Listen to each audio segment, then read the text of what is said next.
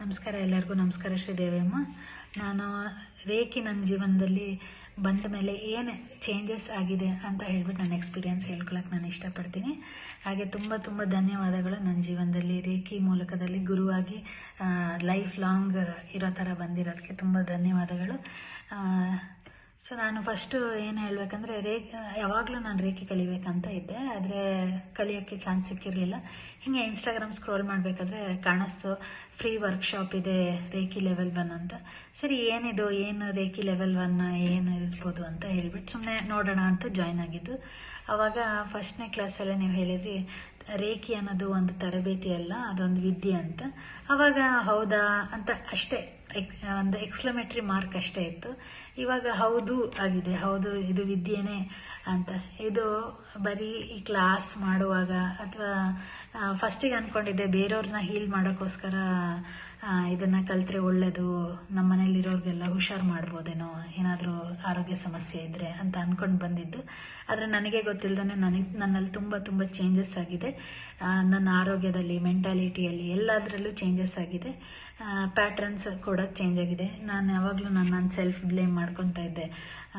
ನಾನು ಹೀಗಿರ್ಬೋದಿತ್ತು, ಹಾಗಿರ್ಬೋದಿತ್ತು, ನಾನು ಇನ್ನೂ ಪರ್ಫೆಕ್ಟ್ ಆಗಬೇಕು, ಇನ್ನೂ ಹಾಗಾಗಬೇಕು, ಹೀಗಾಗಬೇಕು ಅಂತ ತುಂಬ ಓವರ್ ಥಿಂಕ್ ಮಾಡ್ತಾ ಇದ್ದೆ. ಬಟ್ ಅದೆಲ್ಲ ನಿಧಾನವಾಗಿ ಚೇಂಜ್ ಆಗಿದೆ. ನಾನು ಸೆಲ್ಫ್ ಲವ್ ಮಾಡ್ಕೊಳ್ಳೋಕೆ ಶುರು ಮಾಡಿದೆ.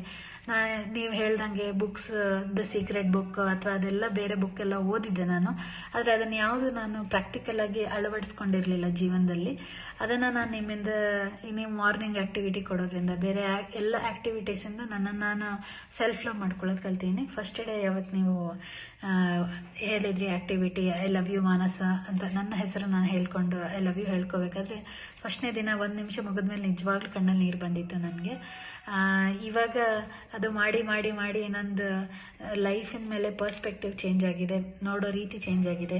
ಈಗ ಅನಿಸುತ್ತೆ ಇದು 1 ದಿನ 2 ದಿನದ್ದಲ್ಲ, ಇದು ನಾನು ಸಾಯೋ ತನಕ ಇದನ್ನೆಲ್ಲ ಮಾಡಲೇಬೇಕು. ಮಾರ್ನಿಂಗ್ ಆ್ಯಕ್ಟಿವಿಟಿ ಅಷ್ಟೇ ಅಲ್ಲ, ನನ್ನ ಥಿಂಕಿಂಗ್ ಪ್ಯಾಟರ್ನ್ಸು, ಆಮೇಲೆ ನಾನು ಜೀವನ ಹೆಂಗೆ ನಡೆಸಬೇಕು ಅನ್ನೋದನ್ನು ನಾನು ತುಂಬ ಚೆನ್ನಾಗಿ ಕಲ್ತ್ಕೊಂಡಿದ್ದೀನಿ.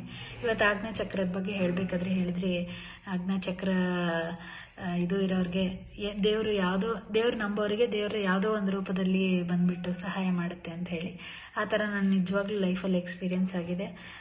ದೇವ್ರು ಯಾವುದೋ ಒಂದು ರೂಪದಲ್ಲಿ ನಾನು ಏನಾದರೂ ಬೇಕು ಅಥವಾ ಏನಾದರೂ ಮಾಡಬೇಕು, ಏನಾದರೂ ಕಷ್ಟದಲ್ಲಿದ್ದೀನಿ ಅಂದಾಗ ಯಾವುದೋ ಒಂದು ರೂಪದಲ್ಲಿ, ಯಾರ್ದೋ ರೂಪದಲ್ಲಿ ಉತ್ತರವನ್ನು ಕೊಟ್ಟಿದೆ ಅಥವಾ ಇನ್ವಿಸಿಬಲ್ ಎನರ್ಜೀಸ್ ನನ್ನ ಸುತ್ತ ಬಂದಿದೆ.